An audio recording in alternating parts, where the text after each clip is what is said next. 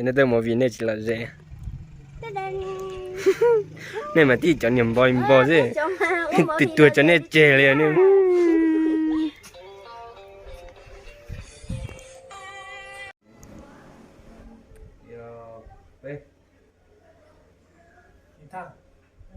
có họ đã xin à? Lên cao lên cao office chờ tới sòng cho xanh. Nếu mà cái chú này chú chỉnh là mặt tròn.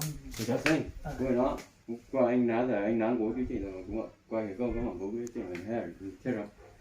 Và sức quay của nữa này như thế.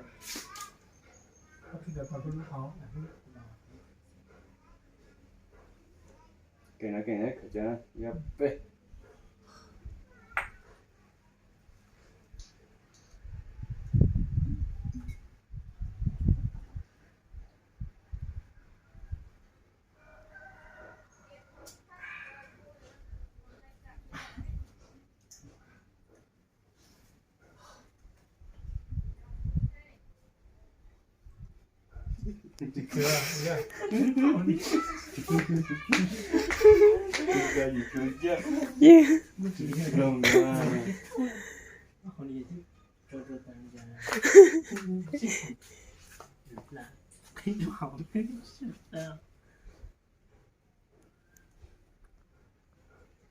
Nghĩa là chơi gì?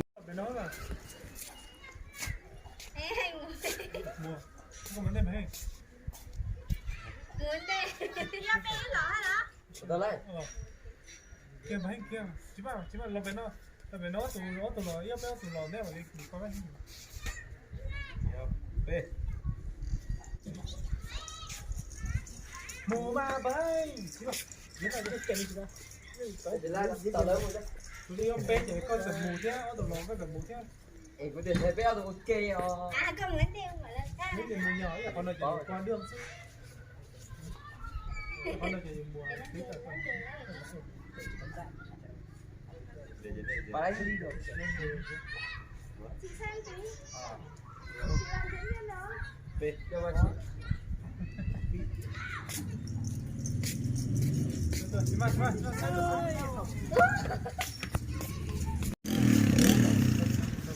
Các kiểu rồi ok bạn nè.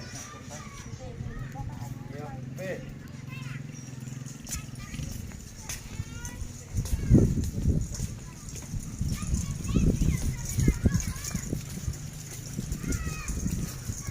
ครับ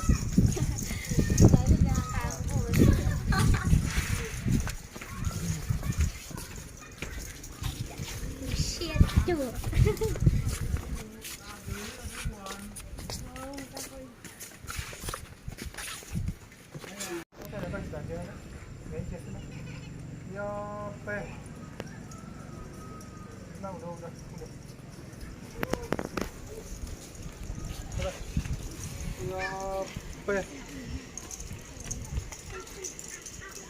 Kiếm tiếp